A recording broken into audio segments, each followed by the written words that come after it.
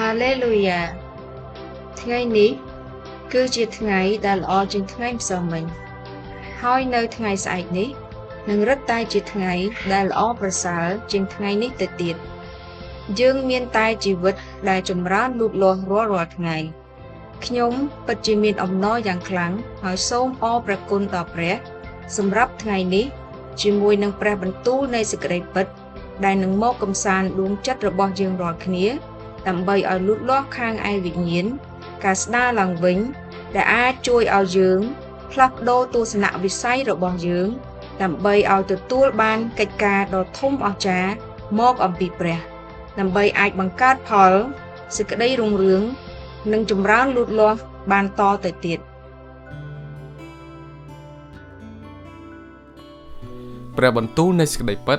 សម្រាប់ថ្ងៃអង្គារទី21ខែតុលា ឆ្នាំ2025សេចក្តីអត្ថាធិប្បាយព្រះបន្ទូលសម្រាប់ថ្ងៃនេះគឺស្តីអំពី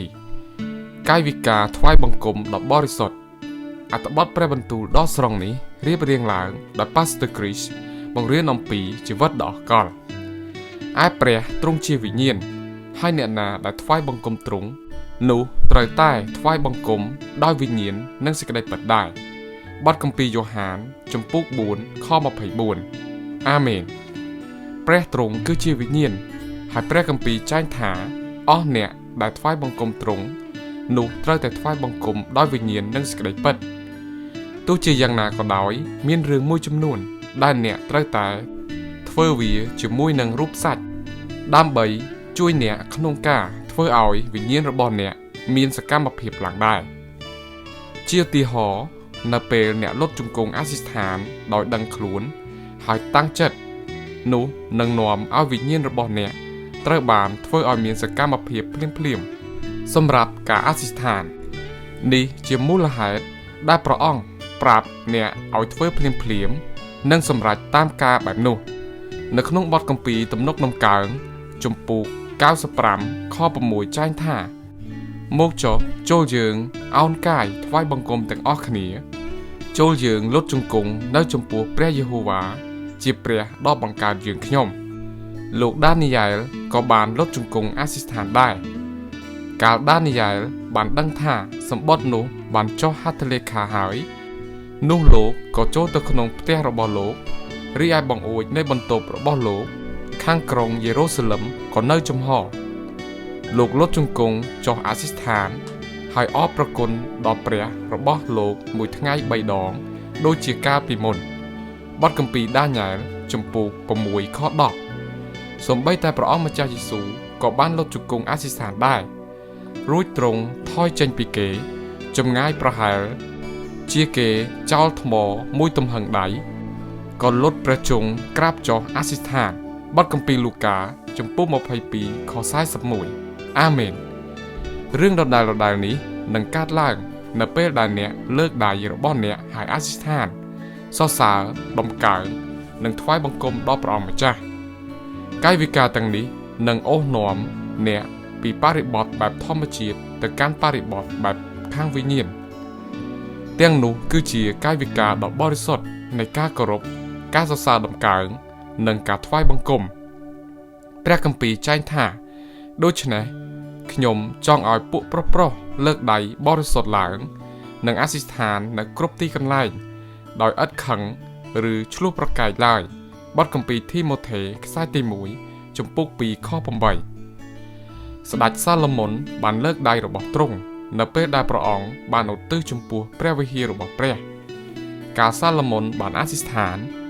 ហើយទូលអង្វរដល់ព្រះយេហូវ៉ាតាមគ្រប់សេចក្តីទាំងនោះរួចហើយនោះទ្រង់ក៏ក្រោកពីមុខអាសនានៃព្រះយេហូវ៉ាគឺពីទីកន្លែងដែលទ្រង់បានលុតព្រះជង្គង់ហើយព្រះហស្ថតម្រង់ទៅឯមេឃនោះឡើងបទគម្ពីរពងសាវតារក្សត្រខ្សែទី1ជំពូក8ខ54ឧទាហរណ៍ទាំងនេះទោះបី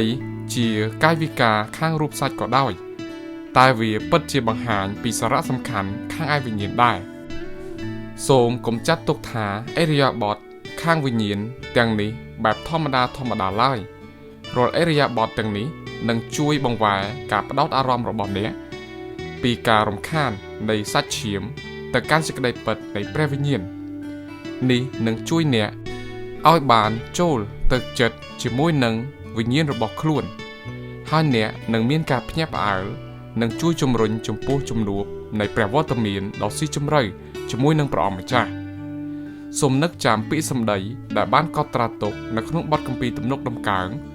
សូមឲ្យសេចក្តីអធិស្ឋានរបស់ទូលបង្គំបានផ្សាយឡើងដូចជាគ្រឿងក្រអូបនៅចំពោះទ្រង់